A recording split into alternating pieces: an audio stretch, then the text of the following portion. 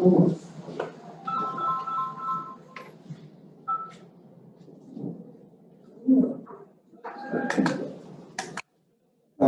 بالله من الشيطان الرجيم.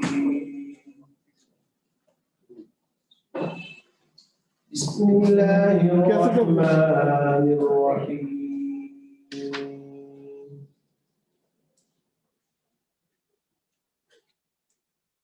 قل أعوذ برب الناس ملك الناس إله الناس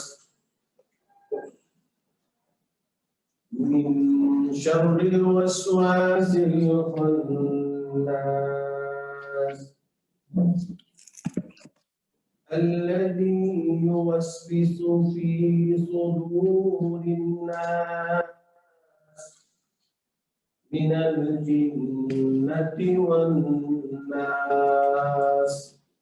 صدق الله العظيم. जज़ाकल्लाह। और एक दफा दुरूद भी सारे पढ़ लें। अल्लाह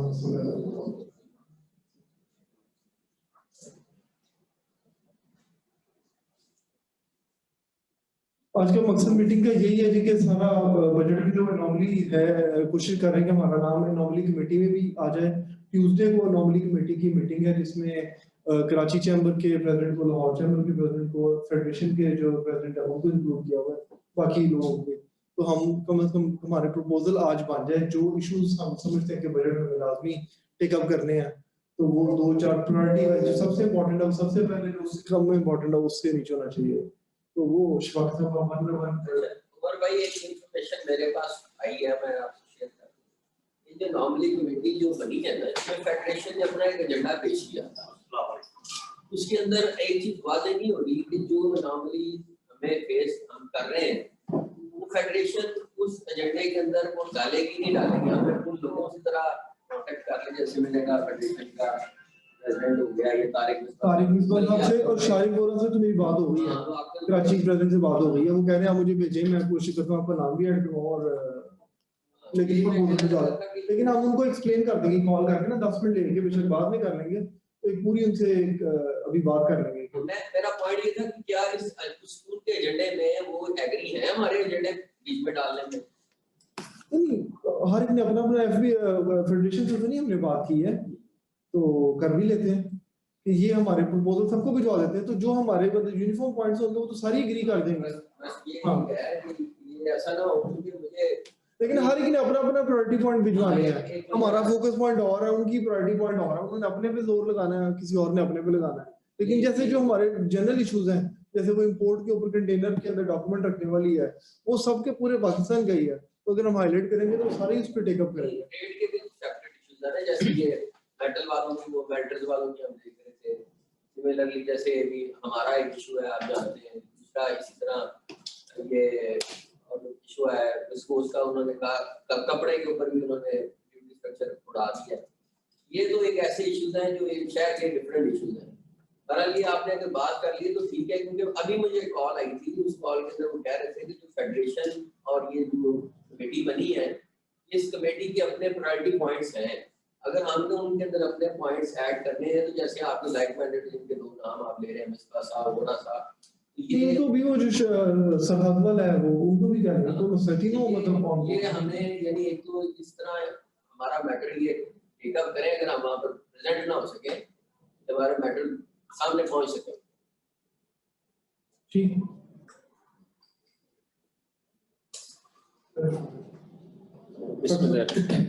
बिस्मिल्लाहिर्रहमानिर्रहीम। बहुत शुक्रिया सारे दोस्तों का टाइम निकाल के माशाल्लाह आए हैं जी। प्रेसिडेंट साहब का भी जी जी वेरी थैंकफुल। अच्छा जी, जरा स्लाइड जरा करते जाइएगा। ठीक है, मेरा रिक्वेस्ट ये है कि पहले मैं प्रेजेंटेशन दे देता हूँ, और अगर किसी का कोई क्वेश्चन आंसर हो, किसी के ज़हन में आ रही है कोई बात, कोई क्लैरिफिकेशन देने की, तो वो बाद में हम रख देंगे, ताकि ये जल्दी जल्दी ये काम जो है कवर किया जाए और इंटरप्शन। देखिए, ये फाइनेंस बिल 2021 जो है ये अप्लाई होगा 1 जुलाई 2021 से और ऑनवर्ड, ठीक है, 2022 तक जो है। इसमें सबसे पहले इनकम टैक्स के हवाले से है, करिएगा जी स्लाइड है।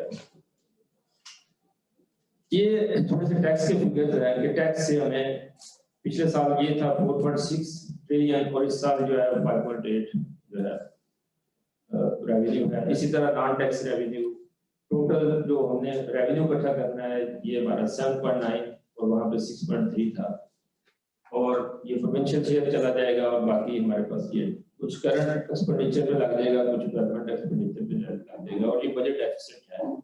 आगे चलिए, इनकम टैक्स आगे टैक्सेस की मजीद ब्रेकअप है कि इनकम टैक्स से कितने इकट्ठे होने हैं, कस्टम ड्यूटी से कितने इकट्ठे होने हैं, सेल्स टैक्स से कितने लेने हैं, और फेडरल साइज, क्योंकि अभी आप 4 किस्म के टैक्सेस इकट्ठे कर रहा होता है, custom duty, sale tax, income tax और एफडी फेडरल साइज। तो ये वहां से जो ब्रेकअप है उसका कि कहां से कितना रेवेन्यू। नेक्स्ट, अच्छा इसमें सबसे पहले ये देखिएगा कि ये एक बड़ी अच्छी अमेंडमेंट आई है जो small and medium enterprise SME sector के लिए।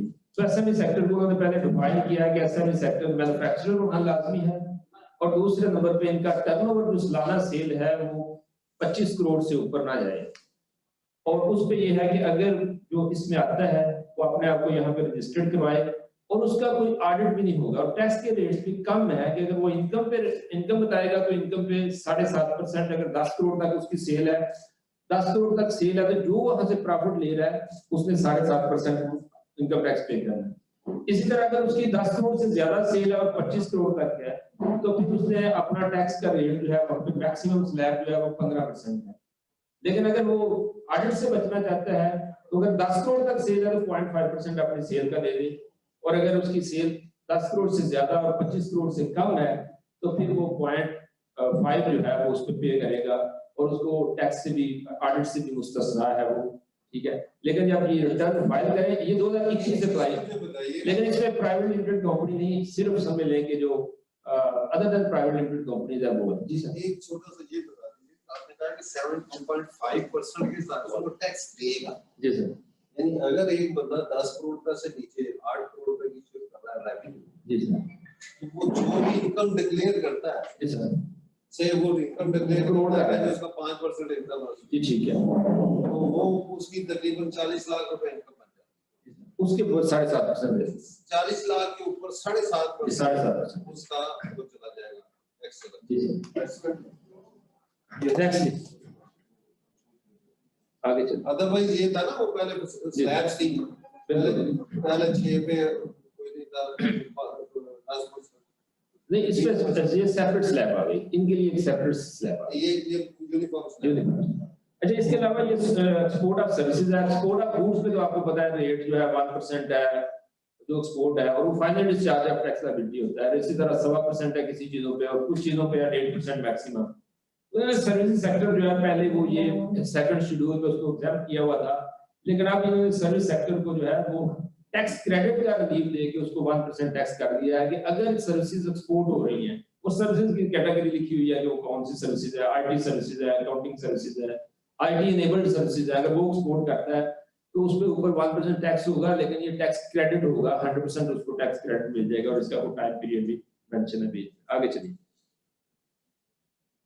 प्रॉपर्टी इनकम जो है पहले ये होता था कि प्रॉपर्टी इनकम के सेपरेट रेट्स होते थे, और अब इसको नॉर्मल रेट्स इस पे लगेंगे। लेकिन पहले जो प्रॉपर्टी इनकम, जब हम इनकम की बात करते हैं तो इनकम टैक्स में 5 किस्म की इनकम होती है, एक बिजनेस इनकम, एक सैलरी इनकम, एक प्रॉपर्टी इनकम, एक कैपिटल गेन, और इनकम फ्रॉम अदर सोर्सेज। जो प्रॉपर्टी इनकम है, लिखा होता था कि बिजनेस इनकम जो है, अगर एक बंदे के 2 बिजनेस हैं, एक में उसको लॉस सफर हो रहा है, एक में उसको प्रॉफिट आ रहा है, तो वो मर्ज हो सकते हैं, लेकिन उसमें 2 कैटेगरीज को कहा गया था ये मर्ज नहीं हो सकते।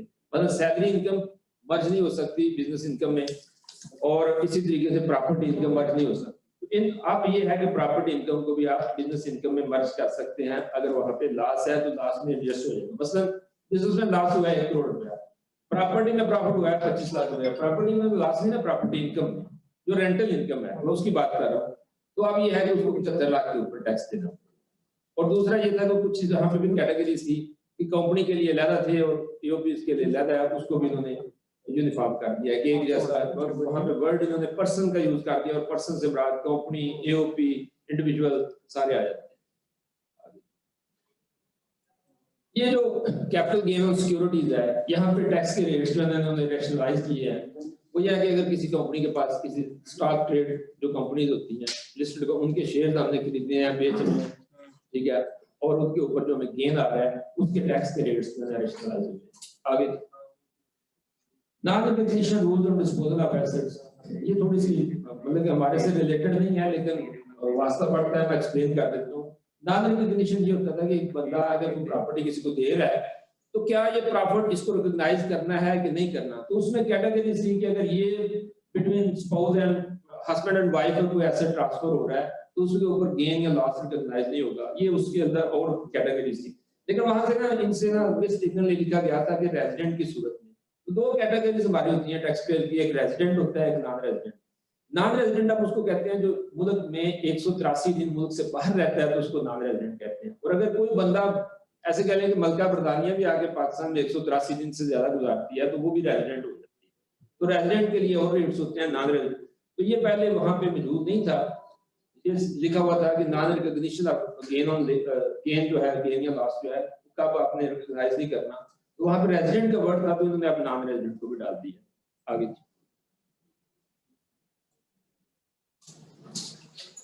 Disposal of asset in gift. अच्छा ये एक नई चीज आई है, वो ये है कि एक आदमी अपने बेटे को गिफ्ट कर देता है प्रॉपर्टी, और बेटे को जब गिफ्ट करता है तो बेटा आगे बेच देता है 2 साल के अंदर अंदर। लोग कहते हैं कि वो बेटा अगर 2 साल के अंदर अंदर बेच रहा है तो फिर हमने ये कहना है कि बाप ने कितने की खरीदी थी, और ये समझा जाएगा कि वो एसेट बिका ही नहीं है, वो उसी के हाथ में है, ट्रांसफेरर के हाथ में है, क्योंकि ये टैक्स अवॉइडेंस के लिए लोग करते थे। फॉर एग्जाम्पल मिस्टर ए के पास एक 100 रुपए की प्रॉपर्टी थी, उसने आज खरीदी 100 की थी लेकिन आज वो 1000 रुपए की उसकी वैल्यू थी, तो आज वो अपने बेटे को बेच रहा है या बीवी को दे रहा है या किसी और क्लोज रिलेटिव को दे देता है, गिफ्ट कर देता है, तो वो 1000 उसकी वैल्यू थी। अब जब ये बेच रहा है तो जब ये बेचता है तो 1100 रुपया, तो ये कहता है कि देखें जी मेरे लिए तो जब एसेट मिला था उसकी फेयर मार्केट वैल्यू 1000 थी, तो मैंने तो गेन 100 कमाया। तो कह रहे हैं कि अगर ट्रांसफरर और ट्रांसफरी के दरमियान जो विद इन 2 ईयर के आगे बेच देता है ट्रांसफरी जिसको एसेट बेचा जा रहा है, तो फिर हमने गेन ट्रांसफेरर के हवाले से देखना है कि उसने कितने का खरीदा था, उस हिसाब से हमने उसकी कॉस्ट को माइनस करने देना है और बाकी एक्सेस जो है वो टैक्सेबल में आएगा। आगे कैपिटल गेन ऑन प्रॉपर्टी, यहाँ पे पहले ये होता था कि 2013 तक कोई भी बंदा प्रॉपर्टी खरीदता था, बेचता था, और उसमें ये होता था कि नीयत देखी जाती थी कि नीयत क्या है। अगर उसकी नीयत इस प्रॉपर्टी का बिजनेस करने का तो फिर उस पर गेन पे टैक्स लगता था, और अगर प्रॉपर्टी की नीयत नहीं होती थी तो फिर गेन के ऊपर टैक्स नहीं लगता था। लेकिन अब नीयत में अल्लाह ताला के सिवा तो कोई बंदा नीयत को नहीं जानता, तो फिर उन्होंने कहा कि ये हम समझ लें कि इस कैटेगरी को खत्म करें, लोगों को इस स्यापे से निकालें, और ये बेहतर ये है कि टाइम फ्रेम निकालें। फिर वो टाइम फ्रेम आ गया कि 2 साल के अंदर से बेचेगा तो गेन के ऊपर टैक्स होगा 2 साल के बाद, फिर वो बढ़ता कभी 4 साल हो गया, फिर लास्ट टाइम इन्होंने 8 साल कर दिया, फिर रिड्यूस करके पिछले साल इन्होंने उसको 4 साल पे ले लिया। अब 4 साल है, लेकिन यहाँ पे एक तो ये कहते हैं कि अगर गेन जो है वो 5 मिलियन तक है किसी ने अर्न किया हुआ, ये विद इन 4 इयर्स अगर कोई प्रॉपर्टी बेचते हैं और गेन उसने कमाया और गेन 4 मिलियन है, तो उस 5 मिलियन है, तो उस 5 मिलियन के ऊपर टैक्स का रेट पीछे 2.5% था, अब टैक्स का रेट जो है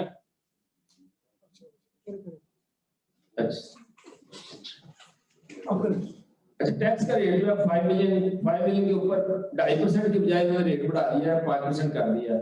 और दूसरा अगर 5 मिलियन से ऊपर गेन आ रहा है, जरा गेन को पहले समझ लें क्या difference between cost price and sale price is a gain. तो अगर उसका 5 मिलियन से ऊपर है तो फिर वो सेपरेट ब्लॉक रेट थे, सेपरेट ब्लॉक नहीं लगेंगे, अब सारे के सारे उसके बिजनेस रेट्स लगेंगे, नॉर्मल उसके लगेगा। अगर एक प्रॉपर्टी एक बंदे ने 1 करोड़ की खरीदी है और उसको 2 करोड़ की बेच दिया विद इन 4 इयर्स, अब उसका 1 करोड़ रुपए का गेन है, ये 5 मिलियन से ऊपर है, तो इस पे नॉर्मल इनकम टैक्स के रेट लगेंगे अगर 4 इयर्स में बेच रहा है। अगर 4 इयर्स के बाद बेचा फिर नहीं है। लेकिन दूसरी बात जो इस पे आई है ना वो ये है कि अगर एक बंदा ऐसा जो समझने के पता चल जाता है उनको कि ये बंदा adventure in the nature of trade, यानी ये समझ लें कि फैक्चुअल है, ये बिजनेस ही प्रॉपर्टी का कर रहा है, तो फिर वो कह रहे हैं ये फैसिलिटी उसके लिए नहीं है। तो ये बिजनेस ही समझ लें कि इस प्रॉपर्टी का कर रहा है। फिर वहां पे टाइम फ्रेम वाली जो ऑप्शन मौजूद है ना कि 4 साल के अंदर अंदर और 4 साल के बाद, वो वहां पे मौजूद नहीं है। ठीक है, अब वो एक्चुअली कैसे पता चलेगा, उसकी ट्रांजैक्शन बता रही होगी कि ये प्रॉपर्टी का बिजनेस है। आगे अच्छा, इसी तरीके से ये था कि पहले जो इमूवेबल प्रॉपर्टीज है, जो अब जरा कंपनीज के हवाले से, बिजनेस के हवाले से देखें कि दो तरह के एसेट्स होते हैं। एक एसेट्स वो होते हैं जिनको हम डेप्रिसिएट करते हैं, जिनको डेप्रिसिएट नहीं कर रहे होते, जैसे ये फर्नीचर है डेप्रिसिएट। तो कह रहे हैं कि अगर डेप्रिसिएबल एसेट्स भी को अगर समय लेके को बेचता है जिस पर डेप्रिसिएशन क्लेम की हुई है, तो अब उसके ऊपर भी इसी तरीके से जिस तरह गेन है ना, उस गेन का जिस तरह 37 में दूसरों का कैपिटल गेन कर रहे हैं, इसको भी कैपिटल गेन क्या है कि उस पर टैक्स लगाया।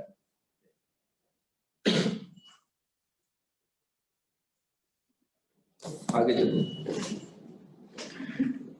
इसके आगे का प्रॉफिट डेट ये था कि अगर 36 मिलियन तक किसी को इंटरेस्ट मिला है, प्रॉफिट डेट बैंक में पैसे रुपया हुआ था 36 मिलियन, तो उसके लिए पहले ये होता था कि रेट्स जो है सेपरेट थे।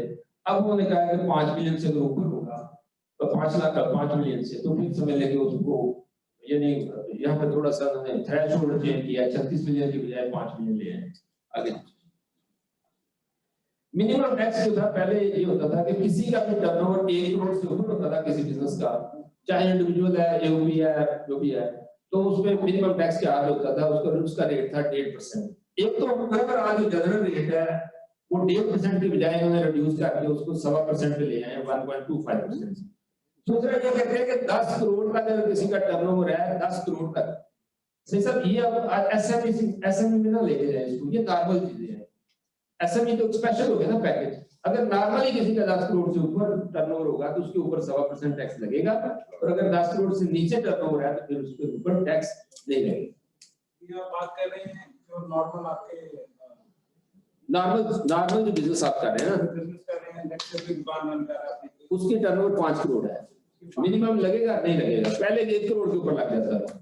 इसका बुनियादी फर्क ये है कि एसएमई जिसके अंदर मैन्युफैक्चरिंग होगी वो एसएमई बोली जाएगी। एसएमई के लिए तो मैन्युफैक्चरिंग है ना, लेकिन ये ओवरऑल है सारों के लिए, ट्रेडर के लिए, हर चीज। नहीं, इसका मतलब ये 5 मिलियन के होगा, अबाउट 100 मिलियन। नहीं, इसका मतलब ये हुआ कि एसएमई 10 करोड़, पहले 3 करोड़ था, 1 करोड़ था पहले। 10 करोड़ से ऊपर जाता है तो तो फिर उसको टर्नओवर टैक्स लगेगा मिनिमम से।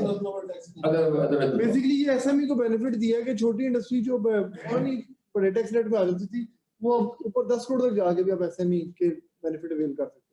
यानी कोई एसएमई जो 10 करोड़ से ऊपर जाएगी उसके ऊपर 1.25 अलग टैक्स आएगा, डिसाइड दूसरे टैक्स होंगे। जी बिल्कुल ऐसे ही है। अच्छा, इसके अलावा ये जो स्पेशल इकोनॉमिक जोन है, जो स्पेशल इकोनॉमिक जोन बने हुए हैं, वहां पे ये था कि 10 साल की टैक्स हॉलिडेज थी, लेकिन मिनिमम टैक्स मौजूद था। अब उन्होंने कहा कि स्पेशल इकोनॉमिक जोन होगा, अगर उनका टर्नओवर जितना भी हो उसके ऊपर मिनिमम टैक्स भी नहीं लगेगा। यानी मिनिमम टैक्स क्या चीज है कि भाई अगर आप लास्ट सफर कर रहे हैं या आपका प्रॉफिट जो है उसके ऊपर टैक्स कम बन रहा है, लेकिन सेल के ऊपर टैक्स आपने देना है, कितना जी 100%, पहले 1.5 था। तो ये है कि एक स्पेशल इकोनॉमिक जोन में वहां पे भी ये टैक्स अप्लाई नहीं होगा, और टैक्स का रेट जो है वो 1% से 1.5% है, 1.25%। अच्छा, ये फ्लोर मिल जो फ्लोर मिल वाले हैं, फ्लोर मिल पे पहले टैक्स का रेट था 0.25%, इसी तरह राइस मिलों पे भी 0.25% था, लेकिन ये समय से बाहर है, इन्होंने 1.25% उसको कर दिया। ठीक है, यानी फुल रेट चार्ज कर दिया। टर्नओवर का फुल रेट कितना है 1.25%, वो इस पे अप्लाई होगा। पीछे रहना और पीछे बेटा, और यार पीछे करो यहाँ पे। वेयर एज प्रपोज्ड टेबल है, अच्छा जी ये नॉट अवेलेबल। चलिए आगे चले। ये जो टैक्स प्रोफाइल का बड़ा शोर बचा हुआ था कि आप अपने सारे बैंक अकाउंट, सारी गाड़ियां, सारे प्रोफाइल, अपना address, email, each and everything update करें। अगर नहीं करेंगे तो बड़ी स्वेर किस्म की उसके ऊपर पेनल्टीज थी। तो ये सेक्शन उन्होंने बीच में से खत्म कर दिया, रिमूव कर दिया ये सेक्शन। अच्छा, ये जो प्राइवेट लिमिटेड कंपनीज हैं, ये पब्लिक लिमिटेड कंपनीज के लिए तो पहले कर दिया था। हम एग्जाम्पशन सर्टिफिकेट अप्लाई करते थे प्राइवेट लिमिटेड कंपनीज का, और महीनों समय लेकर लटके रहते थे। लेकिन अब ये है कि उन्होंने रिस्ट्रिक्शन कर दिया है कि अगर आप एग्जाम्पशन सर्टिफिकेट अप्लाई करते हैं तो 15 दिन के अंदर एग्जाम्पशन ग्रांट नहीं कमिश्नर करता, तो समझ लें ऑटोमेटिक जो है वो एग्जाम्पशन सर्टिफिकेट इशू हो जाएगा, ऑटो इशू हो जाएगा। अच्छा, इसी तरीके से जो कंपनीज ना, ये जो प्राइवेट लिमिटेड कंपनीज लोग बना रहे थे 65D के अंदर, 65D क्लास थी जो 30 जून को क्लोज हो जानी है। वहां पे ये था कि जो कंपनी बनाएगा मैन्युफैक्चरिंग कंपनी और वो प्राइवेट लिमिटेड या पब्लिक लिमिटेड, तो उसके ऊपर ये था कि 5 साल तक उसको किसी किस्म का इनकम टैक्स नहीं है। लेकिन जब हम एग्जामिनेशन सर्टिफिकेट लेने जाते थे तो वहां पे ये कहते थे कि आप एक दफा पे करें, बाद में रिफंड कर लें, और सुप्रीम कोर्ट ने इस पे फैसला दिया हुआ था कि इनको 30 दिन के अंदर मैंने ना शारिक वोरा साहब को रिक्वेस्ट की है, वो एनोमली कमेटी में भी वो मैं भी 2 मिनट में ज्वाइन कर लेंगे, तो ये हम बजट रिव्यू तो कर ही रहे हैं, साथ हम एनोमलीज को एक दफा रिव्यू कर लें कि हमारी एनोमलीज क्या है, क्योंकि मोस्ट अर्जेंट जो हमारा ये है कि हमने जो ट्यूसडे की एनोमली कमेटी की मीटिंग में वो जो पॉइंट्स हैं, तो वो ये वाले पॉइंट्स से बने हुए हैं, तो इनमें कोई पॉइंट अगर हम समझते हैं कि हमारा मिस हो गया है, एक सारों को तो सर्कुलेट कर देना, ये और कॉपी है इसकी, मोबाइल कॉपी। सारों को सर्कुलेट कर देना। अच्छा, पहला पॉइंट जो हमने इसमें रखा हुआ है जी, request to upholding of previous custom duty of structure of acrylic yarn and wool yarn as prior to this new bill. तो ये नुमान साहब आपका है, इसको थोड़ा आप एक्सप्लेन कर दें है क्या, ताकि सारे लोग ऑन बोर्ड हो जाएं। मैं अभी करूं या उसको? अभी कर दें। अच्छा, ये ऐसे है कि एक्रेलिक जो है ये एक फाइबर ऐसा है जो बाहर से आता है, क्रूड ऑयल से बनता है ये, और ये पाकिस्तान में इसकी प्रोडक्शन नहीं है। इसका एचएस कोड जो है उसके ऊपर कस्टम ड्यूटी नहीं है, सेल्स टैक्स है। इसका जो यान फिनिश प्रोडक्ट है वो पाकिस्तान में मतलब गुजरांवाला लाहौर ही है जहाँ पर ये प्रोड्यूस हो रहा है यान की। इसके ऊपर उन्होंने जो बाहर से इंपोर्टेड यान है जो प्योर एक्रेलिक और प्योर वूल है, उसके ऊपर 11% थी कस्टम ड्यूटी, और उसके ऊपर थी, लिख लीजिए, 11% कस्टम ड्यूटी। ये लिखा हुआ है, जी। लिखा हुआ है।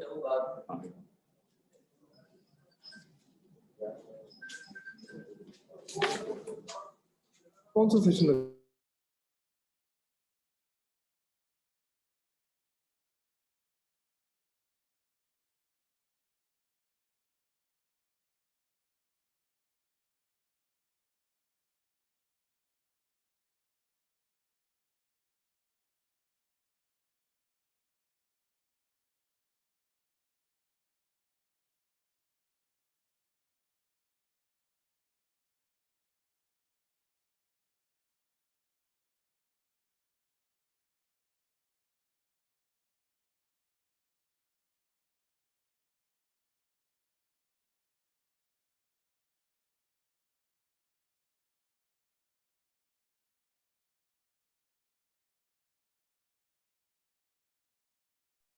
जिसकी वजह से ये बहुत ज्यादा चांस है कि बाहर से धागा जो है ना वो इम्पोर्ट होगा, जिससे लोकल इंडस्ट्री जो है जाहिर बात है वो हिट होगी। ये हमारी तरफ से एक पॉइंट है।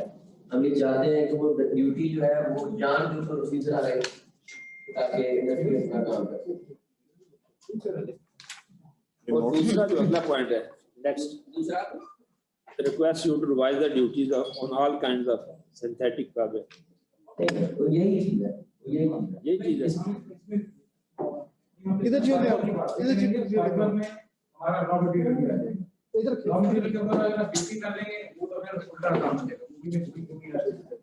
हम इसको से बहुत सोचते हैं मेरा ज्ञान है फाइबर से, जो मेरा ज्ञान है हमसे उसकी बात करेंगे, हम फाइबर की बात नहीं करेंगे। ये अगला पॉइंट आप ये पेपर जरा मिल और मेरी कॉपी तो और है शायद तो बात इशारे के सामने को आप अनम्यूट करें अपना। जी अस्सलाम वालेकुम सर। जी वेरी मच सर, आप बड़ी शॉर्ट नोटिस में ज्वाइन किया। तो हम लोग सारे इधर गुजरांवाला चैम्बर से बैठे हैं, मलिक ज़हीर साहब हैं, नवाज बाजवा साहब हैं, फासिल साहब हैं, ख्वाजा खालिद साहब हैं, हमारी एग्जीक्यूटिव कमेटी पूरी बैठी है, कॉर्पोरेट बैठे, शाकिर साहब हमारे टैक्स कंसल्टेंट हैं। यू काइंड इनफ कि आप हमेशा हमें सपोर्ट करते हैं, गाइड करते हैं। तो जब भी एनोमली कमेटी में आप क्योंकि मेंबर है तो हम चाह रहे थे कि प्रपोजल हम आपको ईमेल भी कर देंगे, लेकिन पॉइंट वाइज हम आपको अपने पॉइंट्स एक्सप्लेन करना चाहते थे ताकि जरा थोड़े से आपको बैकग्राउंड बताओ कि क्या बात हो रही है। तो उसमें एक जो सबसे पहले एक पॉइंट जो मैं एक्सप्लेन करना चाहूंगा वो ये है कि जी penalty on imported cargoes due to non inclusion of invoices packing list. अगर पैकिंग लिस्ट किसी कंटेनर में नहीं आई है तो उसके ऊपर पेनल्टी इंपोज की है जो करंटली 5,000 रुपया है। अभी जो प्रपोज्ड है वो है फर्स्ट टाइम 1 लाख रुपया, सेकंड टाइम 5 लाख रुपया, थर्ड टाइम 1 मिलियन रुपीस। और इसकी हमने रीजन एक्सप्लेन किए कि जी आपकी कोई थर्ड पार्टी शिपमेंट होती है कि आप पेमेंट सिंगापुर में कर रहे हैं, शिपमेंट आप चाइना से ले रहे हैं, उसके बाद दरमियान में कई दफा ऐसा होता है कोई ट्रेडिंग कंपनीज होती है तो वो भी अपना जो प्रिंसिपल है उसके साथ आपकी टर्म्स को ओपन नहीं करना चाहती है। तीसरी इसकी लॉजिकल रीजन ये है कि कई दफा मासूमियत से भी गलती हो सकती है, तो ये बड़ी हार्श है, इसको हम लोग एक तो टेकअप कर रहे हैं, शायद आपने लोगों ने भी किया होगा, इस पे आप थोड़ा सा कमेंट कर दें। जी, इसमें अस्सलाम वालेकुम प्रेसिडेंट साहब, इसमें गुजारिश ये है कि ये जो सेक्शन 156 है बेसिकली जो कस्टम एक्ट का, इसमें ये सजाएं और ये सारी चीजें इन्होंने, ये पहले 50,000 की लिमिट थी, अब इन्होंने इसको बढ़ाकर न सिर्फ ये कि 1 लाख कर दिया, बल्कि इस आवाज आ रही है जी, आ रही है।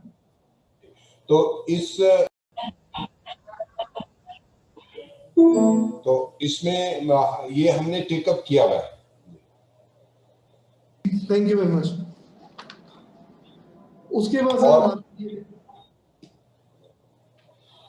एक्रेलिक यॉन का एक पॉइंट है, ये नुमान सलाउद्दीन हमारे फॉर्मर प्रेसिडेंट ये एक्सप्लेन कर देंगे कि ये टेक्सटाइल इंडस्ट्री के हवाले से है, थोड़ा सा टेक्निकल पॉइंट से मतलब आप। अस्सलाम वालेकुम जी, कैसे हैं आप? खैरियत से हैं? जी थैंक यू, अस्सलाम वालेकुम। अच्छा जी, हमारा मैटर ये है कि हम रिप्रेजेंट करते हैं एक्रेलिक इंडस्ट्री को, जो कि बूस्टेड इंडस्ट्री भी बोली जाती है, जिसमें जिसकी जो कि यार्न यूज होता है एस्मेटेड्स में, कैप्स में, जर्सियों में, शॉल्स में। ये यार्न चूंकि पाकिस्तान में इसका रॉ मटेरियल इम्पोर्टेड है, वो आता है तो फिर हम इसको बनाते हैं। इसके यार्न के ऊपर ड्यूटी जो है वो कस्टम ड्यूटी 11% से 0 कर दी है, और एडिशनल कस्टम ड्यूटी भी 2% से इन्होंने इसको 0 कर दिया है। तो हमारे लिए तो ये बड़ा चैलेंजिंग हो जाएगा कि पहले इंडिया से या आपके चाइना से और इस तरह की दूसरी कंट्री से यहाँ पहले ही बड़ा स्मगल होकर आ रहा है, ईरान के रास्ते और दूसरे, हम तो पहले ही बड़ा चैलेंज फेस कर रहे हैं। तो इसकी वजह से हमें ये नया अब फेस करना पड़ जाएगा कि बहुत सी कंट्री से ये आने लग जाएगा, क्योंकि बेशक हमें टेक्सटाइल वालों को सब्सिडाइज बिजली भी मिलती है, लेकिन उसके बावजूद आप जानते हैं कि चाइना में तो शायद 1 सेंट के मुताबिक मिलती है, और हमारे यहाँ फिर भी कम से कम 9-10 सेंट के करीब आ रही है। तो हम चाहते हैं कि वो ड्यूटी स्ट्रक्चर जो है वो रिवर्स हो जाए, यानी जो पिछले साल 11% है और उसके साथ 2% एडिशनल कस्टम है, सिमिलरली गूगल के ऊपर भी ये अप्लाई वैसे नहीं, ताकि हम लोकल इंडस्ट्री जो है काम कर सके। बस ये मेरा पॉइंट है एक्रेलिक के हवाले से। अच्छा, इसमें प्रेसिडेंट साहब एक आपसे गुजारिश कर दूं, अगर एक तो ये कि ये जो एक्रेलिक और फिर पीपी फिलामेंट यार्न और बहुत सारी ऐसी कैटेगरीज यार्न की जिसकी कि पाकिस्तान में बहुत कम प्रोडक्शन हो रही थी, उसको जो एक्सपोर्ट सेक्टर है वो उसकी ये डिमांड थी बोर्ड से कि चूंकि इसकी प्रोडक्शन बहुत कम है और हमारे एक्सपोर्ट के ऑर्डर्स होते हैं और ना इनके पास कैपेसिटी होती है और ना फिर शायद प्राइसेस का भी कोई इशू होता है, तो इसलिए उन्होंने इसको एक्सपोर्ट सेक्टर को इंसेंटिवाइज करने के लिए बहुत सारे टेक्सटाइल के आइटम्स जो थे वो टेक्सटाइल की जो एसोसिएशन थी, इंक्लूडिंग फैसलाबाद में और कराची में जो बड़ी एसोसिएशंस थी, उन्होंने गवर्नमेंट को परसू किया। आवाज नहीं आ रही जी, अब आ रही है? जी, आ रही है। अच्छा, मैं कह रहा हूँ कि उन्होंने जो टेक्सटाइल एसोसिएशन है उन्होंने परसू किया है गवर्नमेंट को कि ये जो पाकिस्तान में जो कम बन रही हैं चीजें, नायलॉन यार्न है, पीपी फिलामेंट यार्न है और दूसरी इस किस्म की चीजें, उस पर ड्यूटी फ्री की जाए। तो लेकिन ये पॉइंट इनका ठीक है कि उससे अगर लोकल इंडस्ट्री हर्ट हो रही है तो हम उसको टेकअप कर सकते हैं, लेकिन ये प्रेसिडेंट साहब देखिएगा कि बहुत सारी जब हम सजेशंस गवर्नमेंट के पास लेकर जाते हैं तो हमारी ही जो दूसरी ट्रेड बॉडीज हैं वो इसकी मुखालफत कर रही होती हैं, तो उस वक्त फिर कमेटी में या गवर्नमेंट के लिए उस चैलेंज को एक्सेप्ट करना बड़ा मुश्किल होता है। लेकिन अगर आप समझते हैं कि ये गुजरांवाला चेंबर की तरफ से मैं इसको वहां प्लीड करूं तो आई विल डू दैट, आप मुझे इसको भी भेज दीजिएगा। Thank you sir. दूसरा 2038 मेरे ख्याल एड्रेस हो गया ऑलरेडी, जो अरेस्ट वाली थी। जी, वो तो ऑलरेडी आपको पता है कि वो अखबारात में भी आ गया है कि वो ट्रेजरी बेंच ने भी और अपोजिशन बेंचेस ने गालिबन एग्री कर लिया है कि वो उसको विड्रॉ कर रहे हैं या उसको रीफ्रेज कर रहे हैं कुछ, लेकिन वो भी ये पॉइंट भी सारे पाकिस्तान ने टेकअप किया हुआ है। ये बड़ा हार्श है, बहुत ही ज्यादती है ये।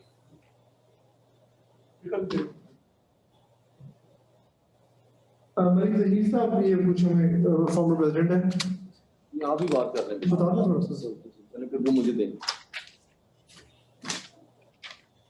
सर ये मैं रिक्वेस्ट करना चाहता हूं कि फाइनल टैक्सेशन कमर्शियल इंपोर्टर की है।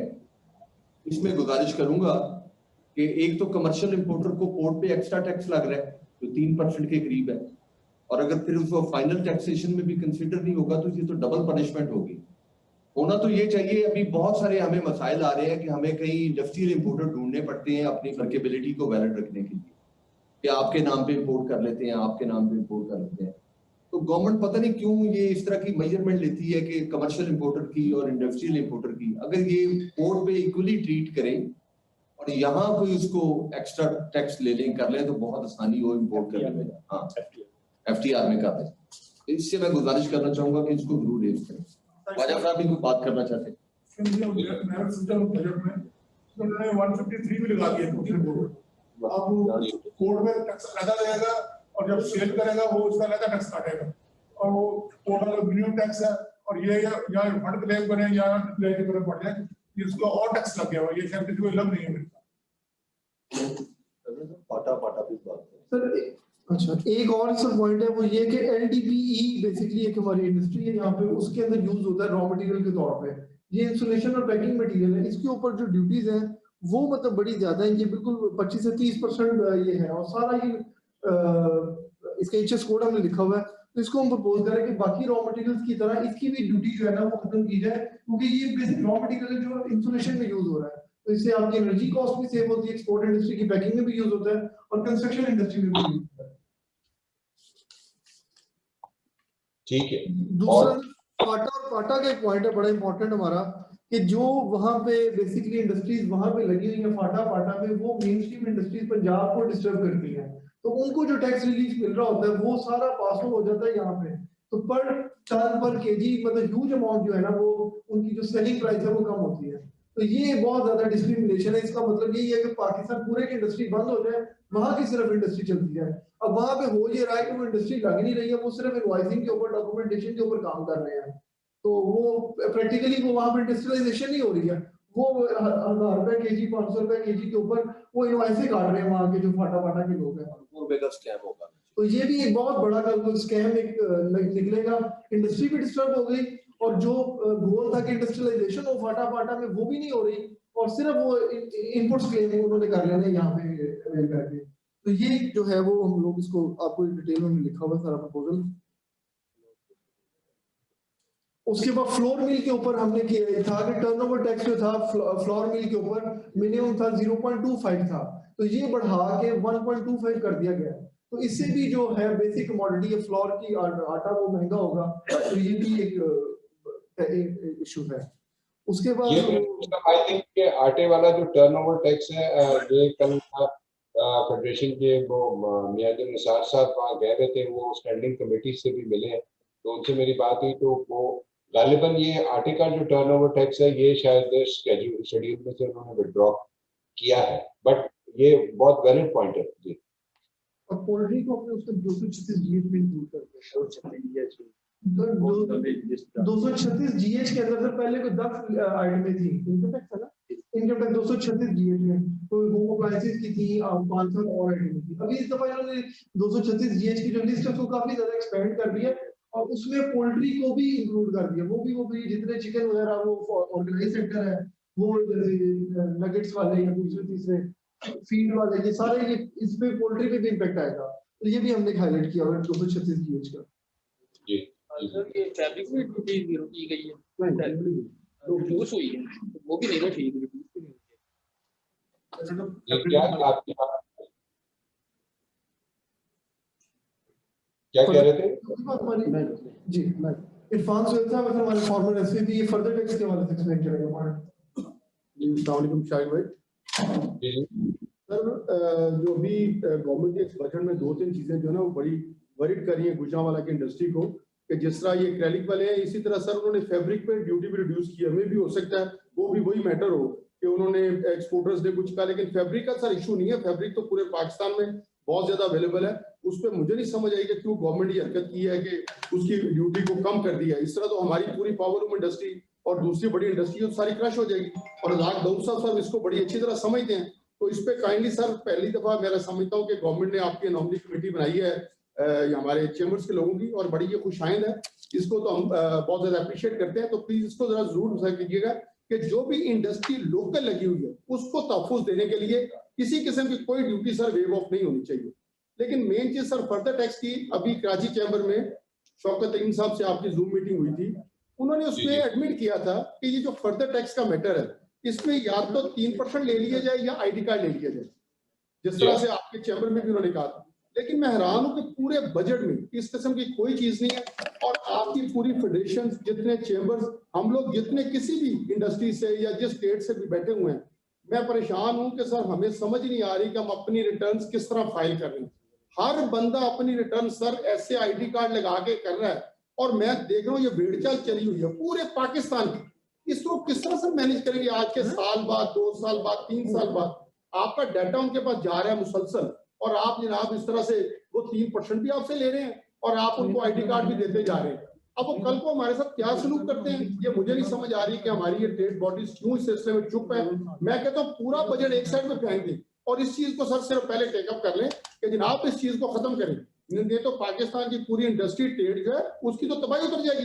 जब 2-3 साल बाद कोई भी इन्होंने ऑर्डर निकाल दिया, चीजें निकाल दी, इसको कोई जस्टिफाई कैसे करेगा? ये तो मुझे समझ नहीं आ रही। तो फेडरेशन और चैम्बर्स जो है इनको चाहिए कि इस आवाज को अपनी एनोमली कमेटी में और वैसे भी पहले इसको सीधा कराएं, बाद में सर बजट की तरफ से।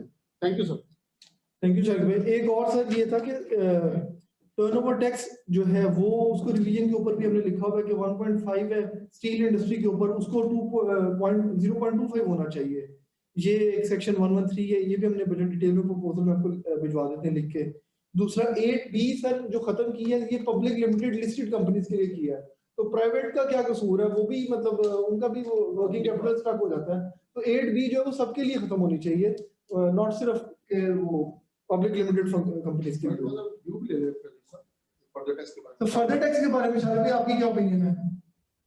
एक्चुअली मैं आपको बताऊं, ये इनकी बात बिल्कुल ठीक है। फर्दर टैक्स का जो इशू है ना, ये इन लोगों ने बहुत अरसे से इसको कॉम्प्लिकेट किया हुआ है। अब उसमें जो टैक्स बार एसोसिएशंस हैं, शायद आप लोग के भी कोई मेंबर इसमें यहाँ बैठे होंगे यहाँ पर, आई डोंट नो कि अगर बाहर के कोई टैक्स कंसल्टेंट्स वगैरह जो हैं, तो ये कॉम्प्लिकेटेड इशू है। लेकिन ये जो अभी भाई कह रहे थे ना कि ये फेडरेशन ने या चेम्बर्स ने उठाया नहीं है, लेकिन ये उठाया हुआ है, इस इशू को बिल्कुल उठाया हुआ है, और ये एक बहुत बड़ा चैलेंज है।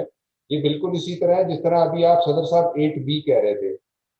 तो 8B जो है ये एक कमर्शियल और इंडस्ट्रियल इम्पोर्टर्स का जो एक डिस्क्रिमिनेशन है। फिर आपको पता है कि उसमें एडजस्टमेंट भी नहीं मिलती, और वो उसकी पूरी ट्रांजैक्शन टाइम में कुछ 14 महीने लग जाते हैं यान वालों को, शायद आप लोग की नॉलेज में होगा। तो ये दोनों खाली उठाना नहीं है। चलिए इसके सर जो फर्दर टैक्स वाला है कि हमें आप जो कहेंगे, हम लोग मतलब जहां पे भी है आपके साथ अगर कहीं पे जाना पड़ता है तो डॉक्यूमेंटेशन करनी पड़ती है, तो वो है। उसके बाद सर इलेक्ट्रिकल स्टील शीट के ऊपर जो ड्यूटी है वो इन्होंने एडिशनल ड्यूटी, कस्टम ड्यूटी लगी हुई है। वो है जो है कि वो भी ऐसी इंडस्ट्री है जो क्वालिटी रॉ मटेरियल है, फैन इंडस्ट्री में, मोटर मेकिंग में। अब वो अगर उसके ऊपर एडिशनल ड्यूटी लगी होती है, उसकी वजह से ये होता है कि लोग नॉर्मल स्टील मंगवाते हैं। नॉर्मल स्टील आपकी एनर्जी भी वेस्ट करता है और आपकी इंडस्ट्री को खराब करता है। तो कस्टम ड्यूटी खत्म होगी, रेगुलेटरी ड्यूटी की बात, रेगुलेटरी ड्यूटी उसके ऊपर लगी हुई है। कस्टम ड्यूटी जीरो कर जी, वो तो पहले भी थी। नहीं पहले नहीं थी। ये शायद साहब से जरा शारिक साहब से जरा ये फाटा पे व्यू ले। चल फाटा तो अगर आपको नॉलेज है, ये बहुत बड़ा बर्निंग इशू चल रहा है।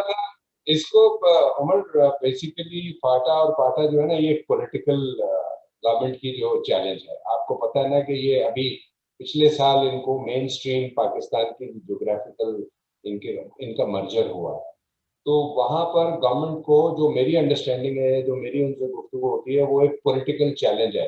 वो ये कहते हैं कि जी ये बड़ी मुश्किल से हम इन लोगों को, चूँकि पाकिस्तान के साथ KPK के साथ इसको मर्ज किया है, लेकिन पहले भी जब से पाकिस्तान बना है तो वहाँ पर चूँकि पॉलिटिकल एजेंट होता था तो उन पर कोई सेल्स टैक्स, कोई चीज़ उन पर लागू नहीं होती थी। अब उनको मेन स्ट्रीम में लाने के लिए गवर्नमेंट उनको कुछ इंसेंटिवाइज करने की कोशिश कर रही है। लेकिन ये पूरी स्टील इंडस्ट्री और बहुत सारी ऐसी इंडस्ट्री जो है वो शोर कर रही है कि ये पोर्ट पे ही माल क्लियर हो जाएगा और बगैर सेल्स टैक्स के इधर कराची में ही बिक जाएगा, वो वहां पहुंचेगा ही नहीं। लेकिन उसमें जो एक बेहतर काम किया है उन्होंने, वो आपने पढ़ा होगा प्रेसिडेंट साहब, कि उस सारे माल की क्लियरेंस उन्होंने पेशावर ड्राई पोर्ट पे कर दी। तो वो एक ऐसा कदम है जिससे मेरा ख्याल है कि वो 17% का जो एडवांटेज है वो शायद खत्म हो जाएगा, बट स्टिल इसको हम जरूर टेकअप करेंगे। थैंक यू प्रेसिडेंट साहब, मेक श्योर करें कि वो माल वापस ना आए, जो माल बनाते हैं वो हमारा इनलैंड ट्रांसपोर्टेशन को वो नहीं, वो ना आने देना जी। इसमें शारिक भाई एक और रिक्वेस्ट ये करना चाहते हैं कि देखिए वहां का इंसेंटिव तो खत्म नहीं होना चाहिए ताकि इंडस्ट्रियलाइजेशन वहां पे हो। आप वहां पे चूंकि बैठे हुए हैं, उस एरिया की डिमांड्स को मुहैया किया जाए, उसके मुताबिक कोटा सेंटर किया जाए। कितनी इंडस्ट्री है, क्या डिमांड्स है और कितनी नीड्स है, ताकि वो इंसेंटिव भी वैलिड रहे और पाकिस्तान की इंडस्ट्री भी डिस्करेज ना हो। Thank you. बिल्कुल बिल्कुल, you are right. Assessment this is about it. I think कोई और अगर इशू है, कोई बताना चाह रहे हैं कुछ, आप हमें कोई खालिद साहब कुछ बात करें। पूरा सब प्रॉब्लम जी बादशाह सर, कमर्शियल इंपोर्टर जो है इन पे बैग लगी हुई है या एडिशनल सेल टैक्स अब करें 3% लगा हुआ है। अलग कौन सा सॉरी कौन सा सेक्टर कह रहे हैं? कमर्शियल इंपोर्टर पे बैग लगी हुई है वैल्यू टैक्स और ये आपसे एडिशनल सेल टैक्स क्या है। 3% हालांकि कमर्शियल इंपोर्टर सेम स्टेट में माल बेच रहा है और उसका 3% प्रॉफिट भी नहीं होता, वो 1% में काम करते हैं और एक्चुअली जो इंडस्ट्री है वो वैल्यू ऐड करती है लेकिन उस पर कोई वैट नहीं लगी हुई। तो कमर्शियल इंपोर्टर ने एसएमई को गिराना होता है और सारे कॉन्ट्रैक्टर्स को गिराना होता है। तो बड़ा बड़ा इंडस्ट्री उसको सस्ता माल पड़ता है, अब इसमें वैट भी पड़ जानी है जो अपने कॉन्ट्रैक्टर्स को माल बेचना है और हमारा मुनाफा भी बढ़ जाना है। अल्टीमेटली एसएमई और कॉन्ट्रैक्टर्स खत्म हो जाएगी, बड़ी बड़ी इंडस्ट्री बाकी रह जाएगी और ये जो वैट लगा हुआ है इसको रिमूव होना चाहिए। थैंक यू जी सर। नुमान साहब जैसे कि मैंने पहले एक्रेलिक के हवाले से बात की थी, उसके अंदर मैं पॉलिएस्टर और एक्रेलिक को थोड़ा सा डिफाइन करता हूँ। पॉलिएस्टर की मार्केट वाकई बहुत वसी है, जैसे कि आप जानते हैं गैट्रॉन है, रूपाली है, इस तरह के और प्लांट है जो कि बाकी डिमांड पूरी नहीं कर पा रहे। जो हमारा एक्रेलिक है, आप समझते होंगे कि ये मोर्स्टेट में आ जाता है, रूल भी आ जाता है। अगर तो वाकई डिमांड हम नहीं पूरी कर पा रहे हैं तो वाकई उसको अलाउ करना चाहिए। लेकिन मेरा ख्याल है कि हम ओवर प्रोडक्शन में ऑलरेडी अगर ऐसे हमारे दोस्त जो कि समझते हैं कि उन्होंने एक्सपोर्ट करना है जान को, तो वो नीचे को एंजॉय कर सकते हैं, वहां पर कर सकते हैं। लेकिन इसके ऊपर मुशावरत नहीं की गई, ना ही हमसे पूछा गया। और अगर हमसे पूछा जाता या हमें ऑन बोर्ड किया जाता तो हम इसको डिफाइन करते। फूडस्टेट की इतनी बड़ी इंडस्ट्री नहीं है, लेकिन ये जितनी इंडस्ट्री है वो पाकिस्तान की जरूरत को कैटर कर रही है, जिसके साथ काफी लोग रोजगार इनका जुड़ा हुआ है। हमारे पैसे भी बाजार में बहुत ज्यादा है। अगर ये इस तरह यान आ गया तो आप ये देखिए कि हमारा ही पैसा बाहर इंपोर्ट पे लग जाएगा और हम बिल्कुल, ये एक ऐसी इंडस्ट्री है जिसको हम जून जुलाई अगस्त तक फीड करते हैं और जाके दिसंबर में रिकवरी आती है। आप इसको समझते होंगे लोकल इंडस्ट्री। तो बराए मेहरबानी हमारा ये बड़ा एक अर्निंग इशू है। मैं ये रिक्वेस्ट करूंगा कि आप इसको प्लीज टेकअप करें। ये इंडस्ट्री जो है एक्रेलिक के ऊपर, और इसके साथ एक और चीज हम फेस कर रहे हैं बड़ी, स्मगलिंग के अंदर जो ना चाइना से जर्सी ये भी बहुत आता है। तो हम उस और इल्लीगल आ रहे हैं, मतलब ड्यूटी भी पूरी नहीं है। बहुत से चैलेंजेस हैं। ये एक नया चैलेंज आ गया, ये तो बिल्कुल रेवेन्यू को भी खराब करेगा और लोकल इंडस्ट्री को भी खराब करेगा। बड़ी मेहरबानी। Thank you Umar. अगर मैंने 1:45 बजे मीटिंग ज्वाइन करनी है और 20 मिनट का ड्राइव, अगर मुझे इजाजत दे दें। मुझे आप अगर सारी ये सजेशन उमर मुझे आज president@kcci.com.pk पे भेजें, क्योंकि कल प्रोबेबली करीम साहब कराची आ रहे हैं, तो इंशाल्लाह उनसे जाके घर पे भी मुलाकात होगी। तो ये जो सारी आपकी एनालिसिस और प्रपोजल्स हैं, ये मुझे अगर उमर आप कर देना ईमेल, तो ये मैं कल भी टेकअप कर दूंगा उनके साथ। सर आज ही आपको विदिन 2-3 आवर्स इंशाल्लाह हम आपको ईमेल कर देंगे, उसका रैशनल क्या है और हम जा क्या रहे हैं। चलिए, thank you sir, thank you so much. Thank you. Umar साहब मैं 2 मिनट लूंगा जी। मैं पहले तो उमर साहब का शुक्रिया अदा करना चाह रहे हैं जी। हम इनके साथ काफी दफा टैक्स ऑफिस गए, चीफ मिनिस्टर के पास हम लड़े भी, सुलह से भी बात की, बगैर कोई लेन देन किए एक हमने स्लैब बनाई कि यार जिस दोस्त ने टैक्स नहीं दिया सबको उनको अपना रैशनलाइज टैक्स देना चाहिए। अगर 100 रुपए का बिल है और मैं उस पर टैक्स दे रहा हूँ 20 रुपए और एक बंदा 1 रुपया दे रहा है और जिसका शॉर्टफॉल है वो टैक्स से। ऑडिट में केसेस बने हुए थे, केसेस फाइट कर रहे थे, वकीलों को भी सारा चला रहे थे हम। फिर आगे आपको पता है कि मैनेज करना पड़ता है, वो सारी मैनेजमेंट छोड़ के एक बड़ी मुनासिब स्लैब पे आज हम उनसे फाइनल करके आए हैं। मैं प्रेसिडेंट साहब आपको अप्रिशिएट करना चाहता हूँ, शुक्रिया अदा करना चाहता हूँ। बड़ा पॉजिटिव, कंस्ट्रक्टिव और बड़ा जेन्युइनली जिसको कहते हैं ना यार विजिलेंस या इसमें पूरा एक पोटेंशियल है, पूरे पोटेंशियल से काम किया। Thank you very much. ऐसी बात की थी उमर साहब वाकई आप ये कहते हैं, मुझे बाजार के दोस्तों ने भी कहा कि यार अगर हम उमर भाई के पास गए तो बड़े पेशेंस से इन्होंने सारे मसले डील किए। यार उनकी तरफ से भी आपकी भाई बड़ी है। अगर हम एक दूसरे को अप्रिशिएट नहीं करेंगे, हमारे बाद में क्रिटिसाइज करने का तो बड़ा शौक है हमारी सारी सोसाइटी को। जिधर कोई अप्रिसिएशन आती है वहाँ हम कहते हैं कि नहीं यार थैंक यू, हम जो है ना जी अप्रिशिएट करते हुए कंजूस हो जाते हैं। Thank you. तो मेरा ख्याल है कि अगर कोई अच्छा काम दोस्त करे, आपका छोटा भाई, आपका दोस्त, आपका प्रेसिडेंट, तो उसको इतने खुले दिल के साथ अप्रिशिएट भी जरूर करें। Thank you. अभी हमने मीटिंग की है व्हाट्सएप कराची चैम्बर के प्रेसिडेंट शारिक वोरा साहब को भी लाइन पे लिया हुआ था। जो बजट की नॉर्मलीज है ना वो हमने डिस्कस कर ली है सारी, तो जो वो पॉइंट रह गया वो अभी हम नोट करवा दें और घंटे 2 में उनकी कर दें, क्योंकि वो बता रहे हैं कि जहांगीर साहब, शौकत साहब से उनकी शाम को भी मीटिंग है और कल भी मीटिंग है।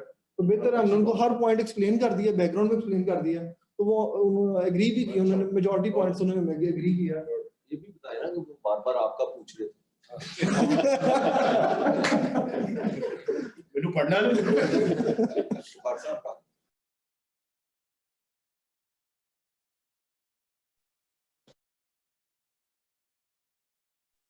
जिस तरह उनको बताया है, तो ये है कि किसी के नोटिस में लाने की बजाय हमारे चैम्बर्स का या फेडरेशन का ये रोल होना चाहिए, उनसे ये चीजें मनवाएं कि जो अपनी खासकर बिजनेस कम्युनिटी का ओवरऑल इशू है, जैसा फर्दर टेक मैंने ओवरऑल इशू हमारा हर बंदे का, इसमें कोई नहीं है कि इधर क्या है उधर क्या है, कौन सी इंडस्ट्री है, ट्रेडर है, वो तो सबको पकड़ा हुआ है, जकड़ा हुआ है। आईडी कार्ड पाओ तो 3% की दो, बट सर जीव से आप आइए मेरे को शनाख्ती कार्ड का ऐसा कुत्ता काम हुआ है। अच्छा कोई बंदा सोचते नहीं, हर बंदा लिख जाए जिसमें वो ये रहा है 4 साल तो नहीं छापा, वो ये रहा है कि लोगों ने अपनी आगे रिटेलर की दुकानें बनाई हुई है, कंपनियां बनाई हुई है कईयों ने जिन्हें मैनेज करने के लिए, उसमें अपने नाम उसके नाम की इनवॉइस काटते हैं सेल्टेक्स वाली, पर कौन करेगा और हर बंदे नहीं मैनेज करते।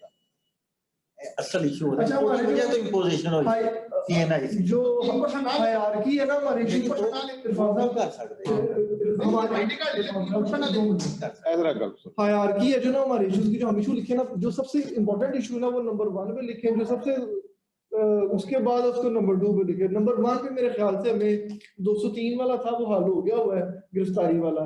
अब ये जो कंटेनर में इनवॉइस रखने वाला मामला ना ये बड़ा ज्यादा सीरियस है, इसको नंबर 1 पे रखते हैं, उसके बाद नंबर 2 पे, नंबर 3 पे बाकी पॉइंट्स पे रखते हैं। ट्रेड इशू सेपरेट कर लें और इस तरह के जो कॉमन इश्यूज हैं, फर्दर टैक्स भी है वो भी बड़ा इंपॉर्टेंट है, ये फ्रूट है वो सब क्या, ये वो इशू है जो जेनेरिक है। जब हम ट्रेड इश्यूज की बात करेंगे, देखो वो उन्होंने कहा जी आपका है, आप चाह रहे हैं एक्सपोर्टर या ट्रेडर चाह रहे हैं कि ना हो, तो वो कौन प्रोडक्ट के इश्यूज यानी जैसे मेल्टिंग का उन्होंने अपना इशू बताया, जैसे हमने जान का इशू बताया, ये इश्यूज आप प्रोडक्ट इशू सेपरेट कर लें और जो जनरल इश्यूज है ये सारों का है, जैसे फर्दर टैक्स हो गया, इनवॉइस वाला ये भी बताएं ना रखे या कोई हमारा सप्लायर नहीं रखता तो पेनलाइज हम हो गए। हमने 4 बातें लिखी, ये लिखा है ना हमने कहा जी 5-6 उसकी रीजन है। और प्रेसिडेंट साहब ये जो मसला ना, ये जो इंडस्ट्री और कमर्शियल वाला, जिसका खालिद साहब ने वोरा साहब से बात की है ना, कि ये हमारा सबसे बड़ा मैटर यहाँ के गुजरांवाला की कॉटेज इंडस्ट्री का, तो ये छोटा इंडस्ट्रियलिस्ट है वो कभी इंपोर्टर नहीं हो सकता, तो वो तो बिल्कुल बेचारा खत्म हो जाएगा।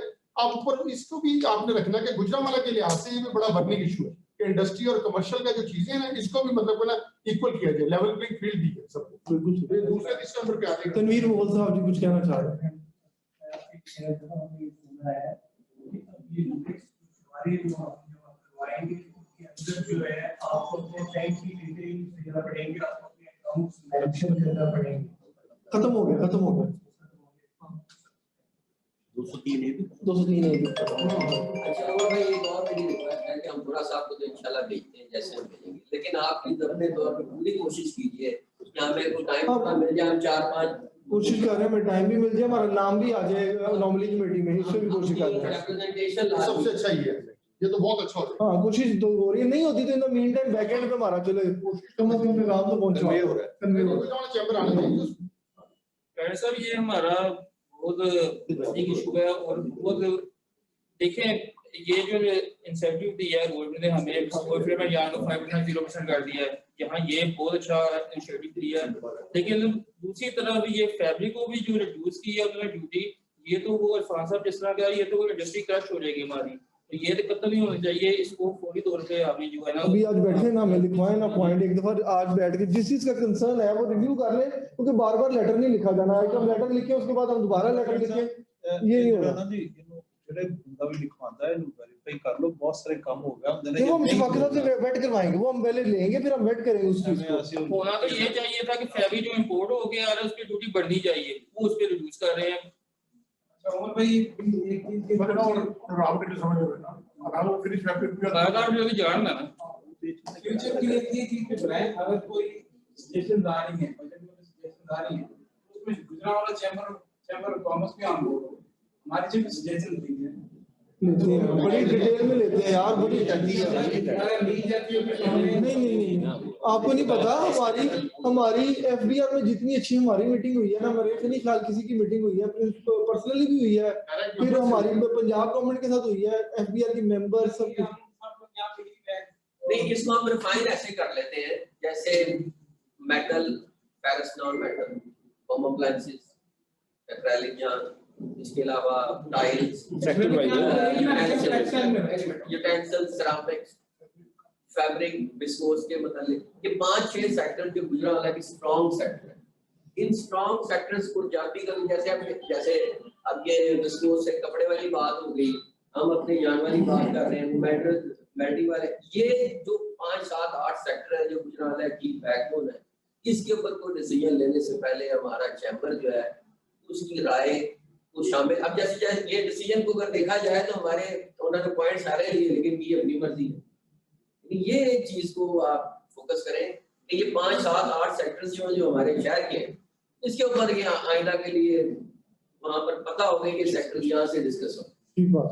ये एक और में सजेशन है कि सारी सजेशंस तो किसी की भी एक्सेप्ट नहीं होनी, पूरे पाकिस्तान के चैंबर को स्टेप बाय स्टेप हर साल एक चीज को टारगेट करना चाहिए, एक चीज पर सबका मुश्तरका स्टांस हो, ताकि एक साल में एक चीज हो जाए, अगले साल कुछ, ये जरूरी है बहुत। अच्छा भी काफी हुई है, आप विकेश वाकई साहब बताएंगे कि हमने क्या क्या बजट में प्रपोज किया था, हमारे कितने पॉइंट हुए हैं और कितने नहीं, आप देखिए कुछ विदहोल्डिंग टैक्स के जो बात है वो भी, और ये एसएमई सेक्टर जो है ये भी हमारी बड़ी रिक्वेस्ट थी, और इसी तरह ओवरऑल जो रिड्यूस रेट्स हुआ है मिनिमम टैक्स 122 वाला, ठीक है, फिर 122.5 ये था कि यार ये जब मर्जी किसी गार्डन निकाल देते हैं, एग्जेम्पशन सर्टिफिकेट का ऑटोमेटिक रिफंड का ऑटोमेटिक प्रोसेस, ये वो सारी चीजें हैं जो उन्होंने इस बजट में उसको इनकॉर्पोरेट किया है। ये 10 कमर्शियल पोर्टल पे 153 लागू हो गया सर जी नहीं होएगा, तो ਤੁਸੀਂ मेरे ख्याल सही तरह पढ़िया नहीं, मेरे भी खासा मेरे को पता लगा नहीं होएगा खासा नहीं सर, वो गलत फहमी है, मैं दोबारा पढ़ लेनी है, नहीं है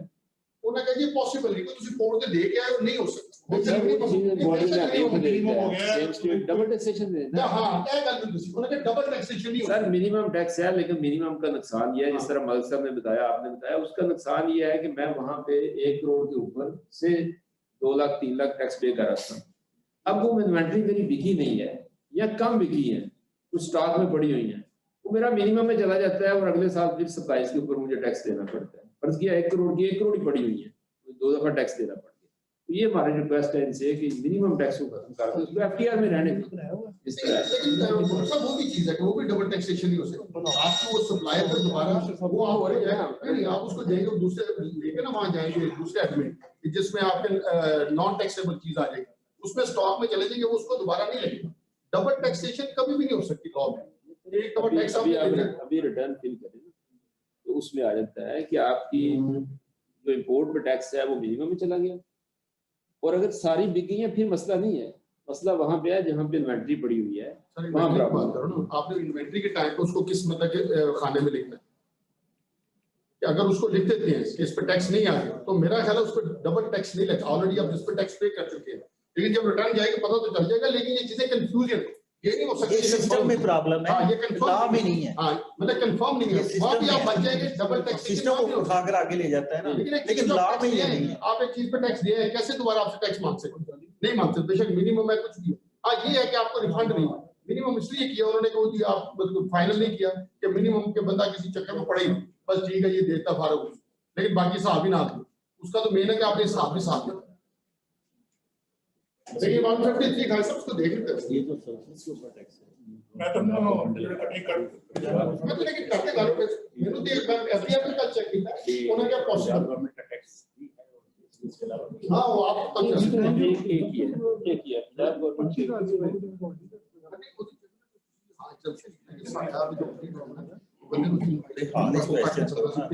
आप जो विद होल्डिंग टैक्स पूछे थे 25,000 रुपए के ऊपर लगाए थे, विद होल्डिंग टैक्स का पूछे थे 25,000 सबको पता लगे, कैश विड्रॉल नहीं ट्रांसफर सबको पता लगे। बसो जी अकाउंट ट्रांसफर वाला 25,000 तो ज्यादा होते 0.01 है नहीं 200 मिनिमम 0.01 या 200 केड़ी भी मिनिमम पर 200 लगेगा, इसके ऊपर लगेगा। मेरा पॉइंट था जी कि पंजाब गवर्नमेंट ने भी सर्विसेज के ऊपर 16% टैक्स लगाया हुआ है, उसके बाद हमारा सेल्स टैक्स भी 17% है। तो बहुत दफा ऐसा होता है कि पंजाब गवर्नमेंट का 16% भी डिडक्ट कर लेते हैं और 17% जीएसटी भी डिडक्ट कर लेते हैं।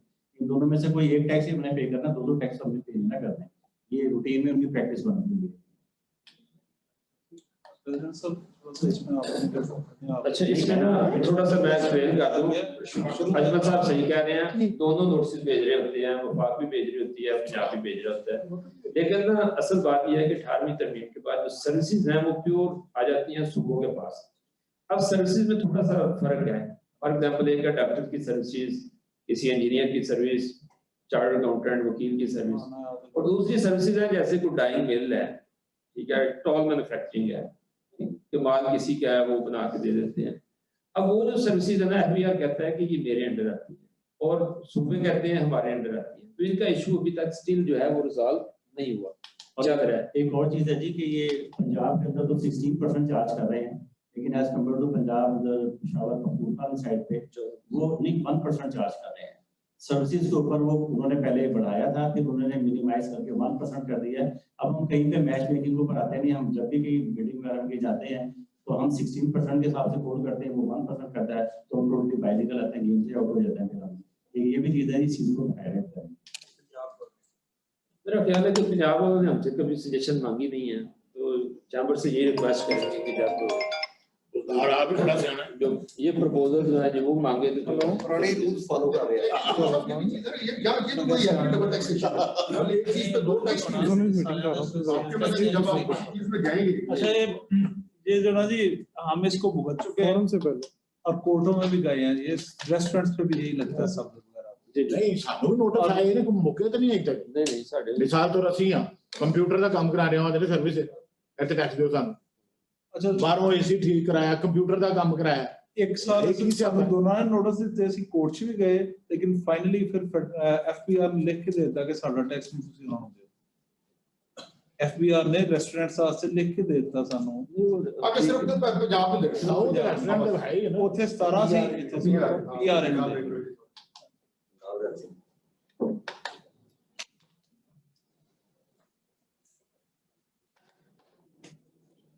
यार ये ना एक पॉइंट गलती था, इसको ठीक कर दिया। हाँ जी, किराया का हो गया मसला। हाँ सब तो बोलता है ये किराया की हमारा किराया का मसला हो गया तो सर। हाँ शुक्र करा। नहीं मैं समझ जनरल डिस्कशन टेक्सटाइल तो जरा मतलब बड़ी आई है, देखो अभी परेशान थे और खान से परेशान थे, टेक्सटाइल से आई टैक्स जनरल डिस्कशन में ये जनरल डिस्कशन में ये कि हमारा जो एक्सपो सेंटर था अल्हम्दुलिल्लाह वो बजट में अप्रूव हो गया और वो सियालकोट जा रहा है, चैम्बर की कोशिश से गुजरने वाला है कमिश्नर साहब ने पैसे भी आ गए उसके बजट के अंदर, वो जमीन बाइस के कहाँ पे थी? ये वजीराबाद सोदरा रोड के ऊपर।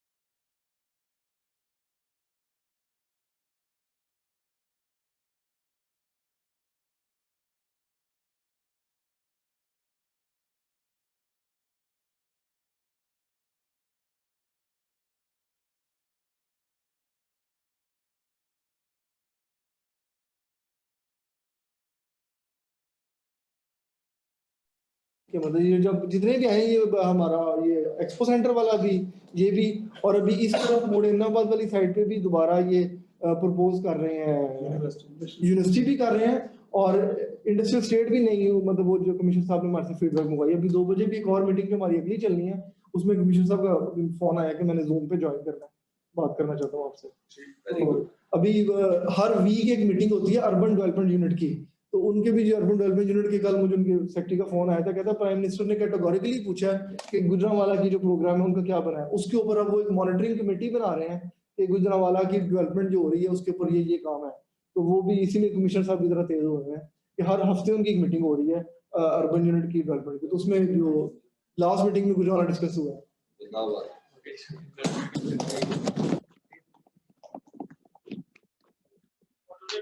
गुड कर छड़ी दा करे को चढ़े इंशाल्लाह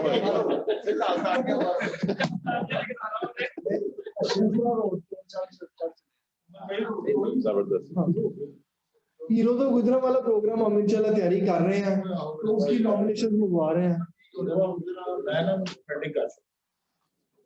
बड़ा नहीं, लेकिन ये है कि देखें अभी व्हाट्सएप नहीं, अगर आप समझदारी से खेलें तो लड़ाई से बच जाएंगे। ये और चैम्बर ने प्रोग्राम किया है वहाँ पे प्रेसिडेंसी में, लोग बड़े खुश थे जो उधर गए हैं। अब हमें पता है कि यार ये सिलेक्शन, ये नॉमिनेशन क्या हुई है, लेकिन जो लोगों को अवार्ड मिले हैं ना, वो तो ऐसे समझ रहे हैं कि वो ते 14-15 ਦੀ ਲਿਸਟ ਮੇਰੇ ਕੋਲ ਆ ਗਈ ਹੈ ਸਾਨੂੰ ਤੋਂ ਉਹ WhatsApp ये है ना कि यार 2-3 ਸਾਲਾਂ ਚ ਸਾਰੇ ਹਾਂ ਇਹ ਐ ਸਾਰੀ ਅੱਗੋਂ ਵੋਟ ਨਹੀਂ ਕਿਸੇ ਦੇਣਾ था ਉਹਨਾਂ ਸ਼ੇਰ ਅਸਲਮ ਦਾ ਧਿਆਨ ਨਾਲ ਭਾਈ ਜਾਨ ਚੱਲਣਾ ਮੇਰੇ ਚਲੋ ਬਹਿ ਗਏ पर कोशिश तो ये करिए कि मेरिट में जो है ਭਾਈ ਤੁਸੀਂ ਅਨਾਉਂਸ ਕਰ ਦਿਓ ਸਾਰੇ ਹੀ ਸਾਡੇ ਅਵਾਰਡ ਜਿਹਨੇ ਲੈਣਾ ਸਾਡੇ ਕੋਲ ਆ ਗਿਆ इंशाल्लाह सारा पता बता दियो सारा पता 200 नहीं ये बड़ा बड़ा स्यापा अगर 200 करे तो हो जाओ मेहरबानी तो करना ही होगा नहीं मैं ये ऐसा मैंने कहा कि फिर 100 को बंदा भुगता देना ते या है कि फंक्शन कर लो पर थोड़े यानी मतलब कि ना ਜਿਹੜੀ ਉਹ ਜਿਹੀ ਚੀਜ਼ਾਂ ਨੂੰ ਭੁਗਤਾ ਕੇ ਤੇ ਬਾਕੀ ਫੰਕਸ਼ਨ ਕਰ ਦੋ कोई और जनरल डिस्कशन है? मैटर साहब हीरो तो है ना, हीरोइन कोई नहीं राजा साहब हीरोइन भी है, हीरोइन भी है की ग्रुप में हम चेयरमैन है। हां हीरो वाले ग्रुप में कई ग्रुप है। मैं जरा बात करना चाहूंगा जी करें बैठ के कर लेंगे बात। मैं जरा जी नजर इकबाल भट्ट मेरा नाम है। मैं by professional as a banker था, 25 साल बैंकिंग की है, ईरान में आई तो अभी तो 1.5 साल हुआ है बिजनेस में आए हुए और वोट रैंक वोट कर रहे मेरी पहली एंट्री है इधर वेलकम जी वेलकम मोटर प्रोफेसर ये प्रेसिडेंट साहब और अपनी जो टीम है चैम्बर की, उनसे मेरी ये रिक्वेस्ट होगी कि मैं आज बिजनेसमैन में एंटर हूँ और मेरा कोई बिजनेस का एक्सपोजर नहीं प्रीवियस, तो मेरा चैम्बर और मेरा प्रेसिडेंट और उनकी टीम क्या मेरी हेल्प करेगी, क्या एक्सपर्टीज मुझे प्रोवाइड की जा सकती है। जाहिर है मैं न्यू हूँ बिजनेस में, इंपोर्ट में कर रहा हूँ, एक्सपोर्ट भी करना चाहता हूँ मैं, तो क्या चैम्बर में ऐसा कोई प्लेटफॉर्म है कि लोगों को गाइड किया जाए, नए लोगों को ट्रेन किया जाए, अपॉर्चुनिटीज उन्हें बताई जाए। ये मेरा थैंक यू वेरी मच महाराज जी। आपकी इंडस्ट्री के सीनियर मोस्ट बैठे हैं मलिक साहब।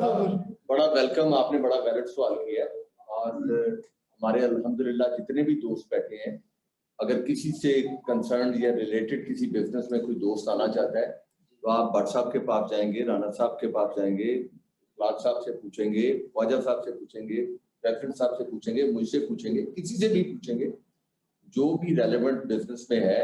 आपको कोई दिक्कत है मेरे पास आ जाए, ऑफिस तशरीफ लाएं, आपको पता भी है, आप आ जाए, वेलकम। जो आपको आप समझते हैं किसी सेक्टर पे आपने लाइन ऑलरेडी चूज कर रखी है।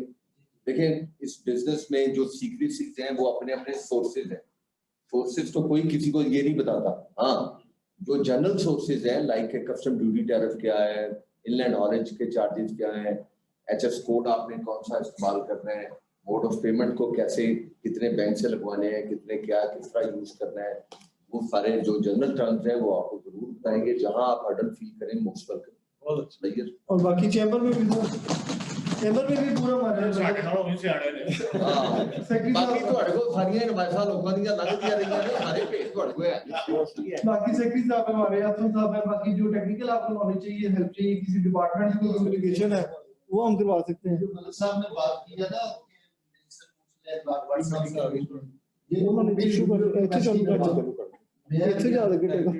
मेरे मुखातब चैम्बर के मेरे मुखातब आप हैं कि गुजरांवाला चैम्बर क्या प्रोवाइड कर रहा है, ये तो क्रिटिकल हो गया ना। उसमें मैं आपको बता दूं, गुजरांवाला चैम्बर जो कर रहा है, गुजरांवाला चैम्बर बेसिकली आपकी जो जितने भी कोई आपके इश्यूज होते हैं ना, चैम्बर का काम है लाइजन करवाना आपके इश्यूज का। आप अगर अपना इशू लेके आएंगे कि जी मेरा इस डिपार्टमेंट से इस फील्ड में एक इशू है, उस इशू को हल करवाने के लिए हम आपके साथ चलेंगे। हम मतलब किसी भी डिपार्टमेंट में, गैस का डिपार्टमेंट है, बिजली का डिपार्टमेंट है, टैक्स का डिपार्टमेंट है, या कोई और आपको कोई लाइसेंस लेना है पंजाब गवर्नमेंट से, कस्टम के मामला आता है, तो वो मामला जितने भी हल करवाने के लिए चैम्बर आपके डिस्पोजल पे है। आप चैम्बर आए, आगे अपना इशू बताएं, इंशाल्लाह जो हो सकेगा चैम्बर आपको। अब आज जैसे आज का अगले सेशन जो 2 बजे सेशन हम स्टार्ट कर रहे हैं, ये बेसिकली ट्रेनिंग सेशन है कि किस तरह बिजनेस मैनेजमेंट को बेहतर की जाती है। अब चैम्बर के मतलब उस पे ब्रॉडकास्ट लिस्ट पे आए ना, अपने नंबर वगैरह एंटर करवाएं ग्रुप में। मैसेज आया था, मैं उसी आया था, इस मीटिंग का मुझे नहीं पता था। तो उसी अब वो ये ट्रेनिंग सेशन ही है, चैम्बर अपने मेंबर को गाइड कर रहे हैं कि कैसे बिजनेस मैनेजमेंट बेहतर करनी है, कैसे बाकी क्या, तो इस तरह के सेशंस भी होते रहते हैं। एक तो ये ऑनगोइंग मामला है, और दूसरा अगर कोई स्पेसिफिक आपका इशू है वो भी चैम्बर इंशाल्लाह बिल्कुल आपका लाइजन करवाने में आपका। रिसेंटली कस्टम इंटेलिजेंस लाहौर ने मेरा कंटेनर पकड़ा हुआ है, 20 दिन हो गए हैं, ठीक है। तो अगर कराची पोर्ट कासिम से ड्यूटी क्लियर होके आई है, तो बिल्कुल आप हमें बताएं। हमें कस्टम इंटेलिजेंस का बड़ा हमने एग्रेसिवली पीछे केस लड़ा है पिछले महीने में, पूरे में गाड़ियां पकड़ी जा रही थी गुजरांवाला में। किस वजह से रखा हुआ है, अब वो डॉक्यूमेंट बताएं क्या है वो पूरा। हम लोग समड़ियल गए, खलाक साहब गए हैं, मलिक साहब गए हैं, हम लोग जाके पूरा केस फाइट करके आए कलेक्टर साहब से, और उन्होंने पूरा अल्हम्दुलिल्लाह वो ऑपरेशन जो गुजरांवाला में हो रहा था वो रुक गया पूरे। आपने कस्टम इंटेलिजेंस का जो कंटेनर आपका पकड़ा हुआ है, आपने चैम्बर को ऑन बोर्ड लिया उसमें?